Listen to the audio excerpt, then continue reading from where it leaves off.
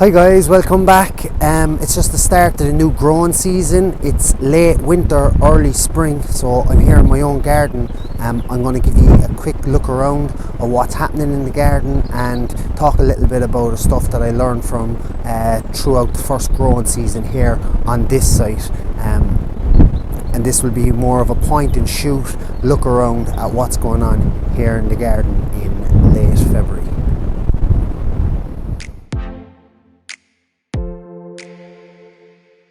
Hi guys, so welcome back.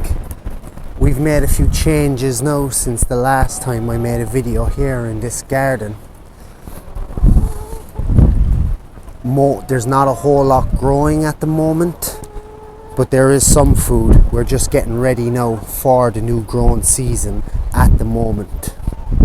So we have this small garden here now where we've got some nice leeks still growing. So there's a lot of food coming out of these beds here on the margins, and there's 3 other beds in here.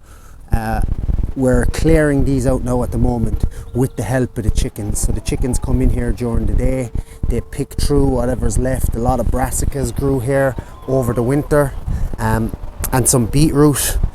We have more than enough beetroot than we can manage. We had a lot of spring onions, so the chickens are just going through now and picking out and clearing and eating whatever's left.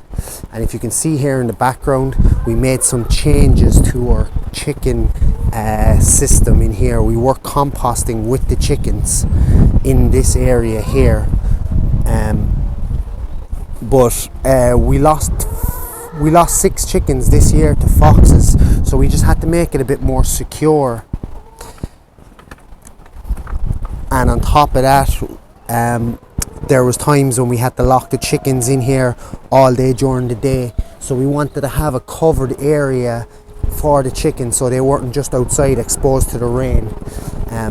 So we cleared away the back area here and put in a small lean-to roof and put the coop under. So now the chickens always have a dry area in here, even in the rain. So the compost system here, it was absolutely fantastic in the summer. So we used to just dump a lot of stuff in here and pile it up and compost it. But at the moment now, there was a lot of rain throughout December and January. And as you can see, in here is just a mucky mess. There's still a thick layer of compost on the floor in here, but it's just really boggy and mucky in here. So we've decided to stop with the composting for now in the winter with the chickens, and we've just moved to a more traditional style of compost, which is great. So we ended up making about 3 tons of compost over the winter here. The first bay, that's about empty now. We've spread a lot of that on the beds. The second bay, this one here, this is a lot of stuff that came from the chicken composting system. So this is all in here now. This is full of chicken manure and chicken bedding and leaves and stuff like that. That's got a little bit more time left to break down. And the third one here, this is now finished compost. So this bay is about a meter cubed, and inside it here now there's some nice finished compost full of microbiology and activity ready to go into the garden. There's a lot of bigger, thick, woodier bits, but I wouldn't really worry about this. That's just going to get added on top of the beds and add fertility. We've moved on now as well to the last bay, so the chickens are in here now picking away, looking for bits of food and stuff. So we've been composting in this bay now. So one thing as well that has made a massive difference to the compost systems here and the speed of which the compost takes to make is having the compost covered, because like you said, we get a lot of rain here. You want the compost wet, but you don't want it to a point where it's absolutely soaking wet. You want the compost wet, but not to the point where it's absolutely soaking and becomes anaerobic. So we've taken now to covering over the compost from the rain, and it made a massive difference. So we just monitor the moisture in the compost, and if it needs to be a little bit wetter, if it needs to be a little bit wetter, I'm just looking at the sky and the chickens. If it needs to be a little bit wetter, we take the cover off for a day, or we hose it down, and that seems to do absolutely fine with the compost. So I'm quite happy at the moment how the compost system is going. We're creating a lot of compost, and we're not bringing in materials from off-site here. So a lot of this stuff is just stuff that we've gathered here in our gardens.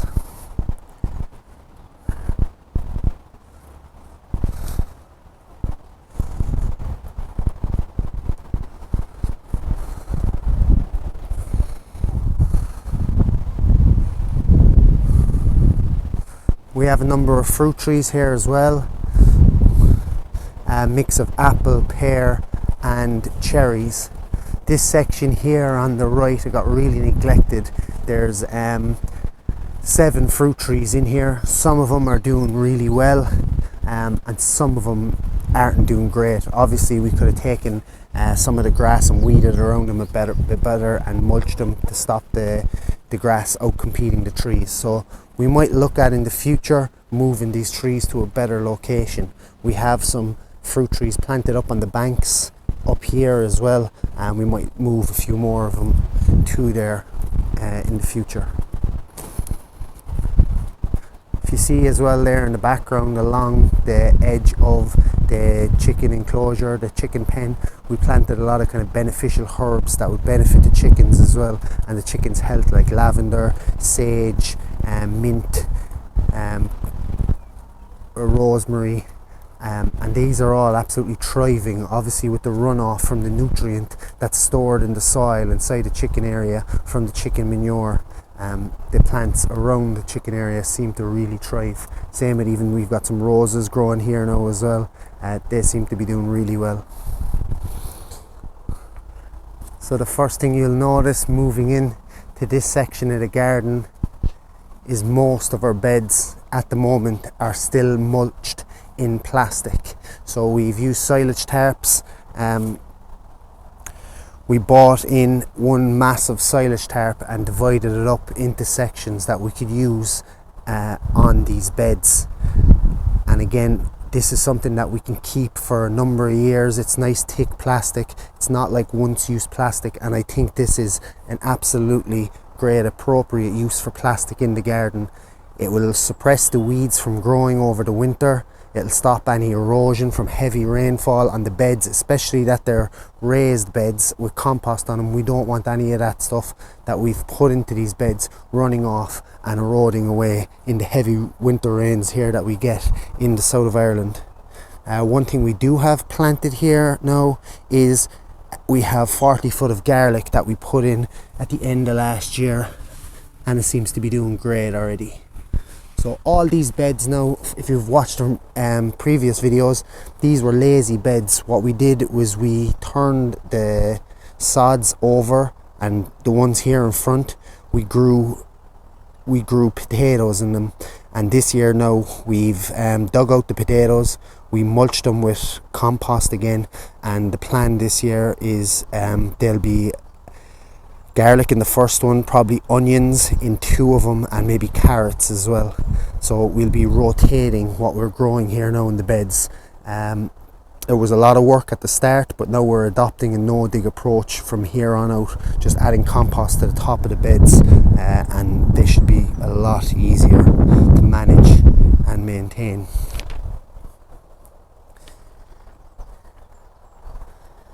Same now with the polytunnel. A lot of this is under plastic to keep the weeds down and to protect the soil. So we've got a little bit more garlic planted in here on the right. The garlic here and the garlic outside, they were planted on the same date, but we use this a much closer spacing in here. The spacing is about 6 inches apart. That's 150 millimeters or 15 centimeters for the garlic. So we anticipate that these garlic will be ready a lot sooner than the ones outside. So we've got some Nice broccoli growing on here as well. We've already harvested the main stem a couple of weeks ago, and now we're getting a lot of side shoots that are quite substantial in size, so there's still a lot of food coming out from the garden and in the polytunnel. Same with this, we've been harvesting this for the last few weeks and it's producing well. We got some rocket in the background, some spinach.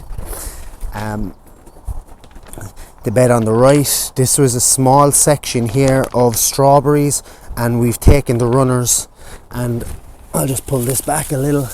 We've planted on the runners all the ways up along. We absolutely love strawberries, and we know this is a high value area, the polytunnel, but we're okay with having around 4 meters of strawberries taking up beds in here, because strawberries are awesome. Another thing as well that we grew in here, and the reason this row cover is down, it's quite frosty at the moment in Ireland, and it was snowing the last few days lightly.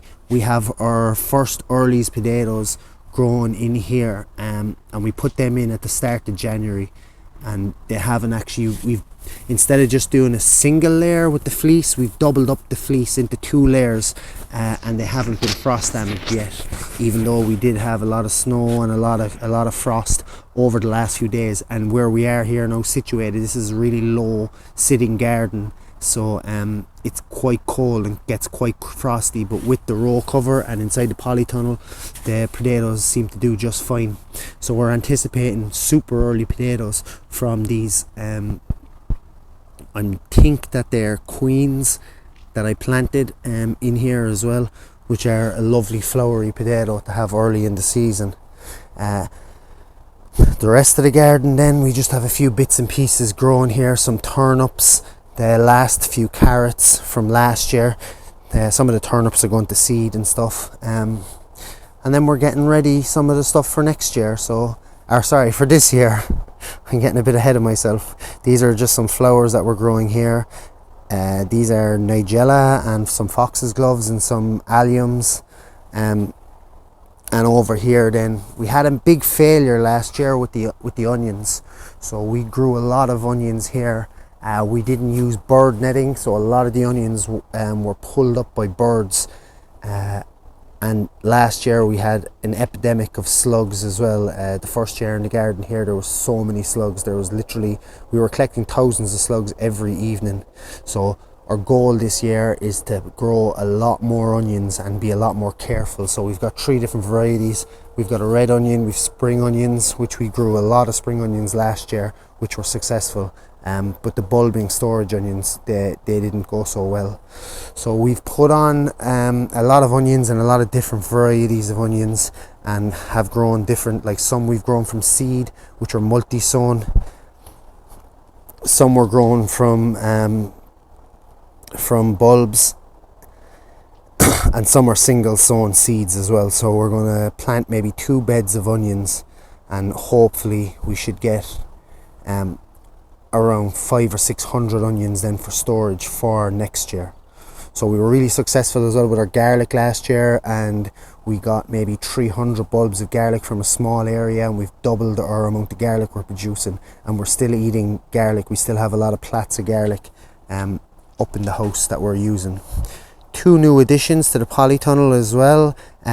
We've planted a peach tree here on the right and a nectarine on the left. So these are dwarf varieties, and we're hoping to get peaches. It would be great if we got peaches this year. They're 3-year-old trees, but maybe next year. So they're quite small at the moment, and we'll just prune them and grow them inside here.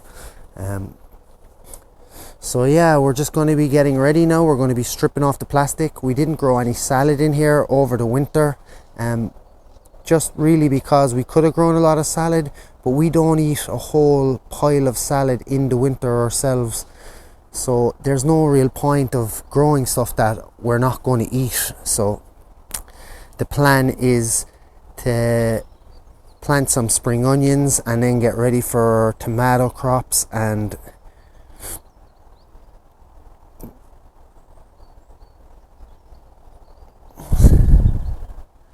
get ready for tomatoes, and just grow a variety of food in here. in the coming months.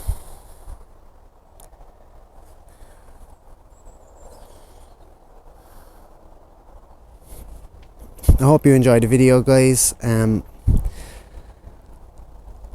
plan on making a lot more videos throughout this season, so I look forward to making some videos and hearing all your comments. And if you're enjoying these videos, please, it'd be great if you could subscribe and like the videos. So thanks very much.